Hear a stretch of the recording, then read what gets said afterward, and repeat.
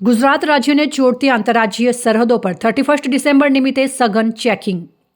31 December નિમિત્તે મોટા party plot અને ક્લબોમાં, હોટલોમાં પાર્ટીઓ યોજાતી હોય છે, જેમાં લોકો ન્યૂ યરની ઉજવણી માટે જતા હોય છે.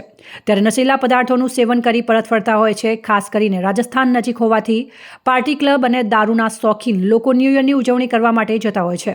ત્યારે એવામાં કોઈ નશીલા પદાર્થોનું સેવન કરી ગુજરાતમાં પ્રવેશતા પકડશે તો ખેર નથી. રાજસ્થાનથી ગુજરાતમાં પ્રવેશતા વાહનો પર ખાસ નજર રાખવામાં આવી રહી છે.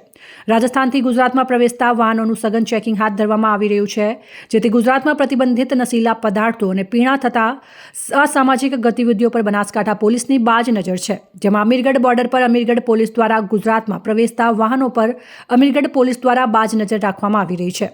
ગુજરાતમાં દારૂ ઘુસાડવા માટે બુટલેગરો દ્વારા મોટાભાગે આંતરરાજ્યની સરહદો પસંદ કરવામાં આવે છે, જેથી સરળતાથી તેઓ પોતાના ઈરાદોને અંજામ આપી શકે છે.